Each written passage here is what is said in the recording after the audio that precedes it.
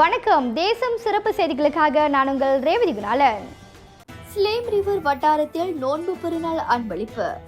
உலகம் முழுவதும் உள்ள முஸ்லிம்கள் கொண்டாடும் ரமலான் பண்டிகையை முன்னிட்டு தேவைப்படுபவர்களுக்கு உதவிக்கரம் நீட்டி வருகிறார் 37 வயதான நவநீத். இவ்வாண்டு அவர் 30 குடும்பங்களுக்கு உணவுப் பொருட்களை வழங்கியதோடு அப்பகுதியில் உள்ள ரமலான் சந்தையில் 180 நபர்களுக்கு நோன்பு கஞ்சி விநியோகித்தார்.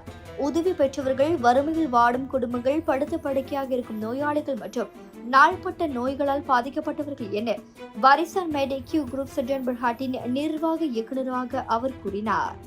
மதம் மற்றும் இன வேறுபாடுகள் உள்ளூர் சமூகத்திற்கு சேவை செய்வதற்கு ஒரு தடையாக இல்லை என தெரிவித்தார். என் தந்தை பிரபாகரன் ஒரு தீவிர நன்கொடையாளர், மேலும் இந்த பாரம்பரியத்தை தாம் தொடர்வதாக தெரிவித்தார். வணக்கம். இந்த ரமடான் பெருநாள் நம்ம ஒண்டி சந்தோஷமா இருக்கிறதோட நம்மளை சுற்றி இருக்கிற எல்லோரும் மகிழ்ச்சியாகவும் அவங்களோட கஷ்டத்தை போக்கி அவங்களுக்கு ஹெல்ப் பண்ணுறது தான் இந்த பெருநாட்களில் நம்ம செய்ய வேண்டியது.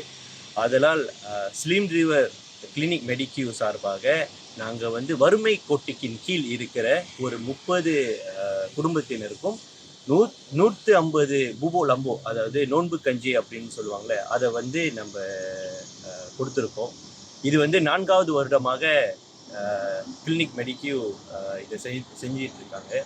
இதுக்கு முன்பு என்னோட தந்தையார் திரு பிரபாகரன் அவர்கள் இதெல்லாம் செஞ்சுக்கிட்டு இருந்தாங்க. இப்போ அவர் உடல்நல குறைவாக இருப்பதால் இதை நான் அவரோட மகனாக இருந்து இதை எடுத்து நடத்திக்கிட்டு இருக்கோம். இது நம்ம இந்த கொங்சி ரெசிக்கி அப்படின்னு சொல்லுவாங்களே, அது மாதிரி நம்மளுக்கு கிடைக்கிறதுல கொஞ்சம் மக்களுக்கு நம்ம கொடுத்து மகிழ்வதே இந்த நோன்பு பெருநாளோட முன்னோட்டமாக இருக்கும் அப்படின்னு சொல்லி நான் நம்புகிறேன்.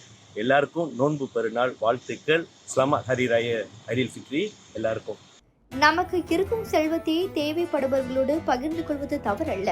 நாம் செய்யும் ஒவ்வொரு நற்செயலுக்கும் இறைவன் தற்போதைய அல்லது எதிர்காலத்தில் நிச்சயமாக நன்மையாக பதிலளிப்பார் என்று தாம் நம்புவதாக ஸ்லீம் ரிவர் பகுதியில் உதவி வழங்கிய பின்னர் செய்தியாளர்களிடம் அவ்வாறு கூறினார். உதவி வழங்கும் நிகழ்வில் டாக்டர் லெவனியா மற்றும் கிளினிக் மெடிக்யூ பணியாளர்கள் இருந்தனர். மேலாண்மை மற்றும் அறிவியல் பல்கலைக்கழகத்தில் சட்டம் மற்றும் வர்த்தகத்தில் இளங்கலை பட்டம் பெற்ற இவர் சிறு வயதிலேயே பன்முக கலாச்சாரம் மற்றும் மத சமூகத்தில் வளர்ந்து வாழ்ந்ததாக நவநீத் கூறினார். இத்துடன் இன்றைய செய்திகள் நிறைவடைகின்றன. மேலும் பல ஆன்மீக செய்திகளை தெரிந்து கொள்ள தேசம் டிவி மலேசியா யூடியூப், டிக்டாக் மற்றும் இதர சமூக வலைத்தளங்களை பின்தொடருங்கள். உங்களிடமிருந்து விடைபெறுவது நான் உங்கள் ரேவதி குணாலன். மக்களோடு தேசம், தேசத்தோடு மக்கள். நன்றி, வணக்கம். ஒரு வீட்டுக்கு ஒரு பட்டதாரி எனும் நிலை போய் ஒரு வீட்டுக்கு பல மருத்துவர்களை உருவாக்கும் நடவடிக்கையில் இறங்கியுள்ளது எய்ம்ஸ் பல்கலைக்கழகம்.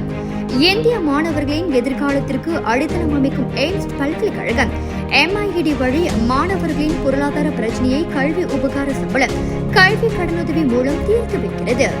எய்ம்ஸ் பல்கலைக்கழகம் தரத்தில் உயர்ந்தது, போதனைகள் சிறந்தது, மாணவர்களுக்கு நிலையானது. இன்றைய நாடுகள் எய்ம்ஸ் பல்கலைக்கழகம்.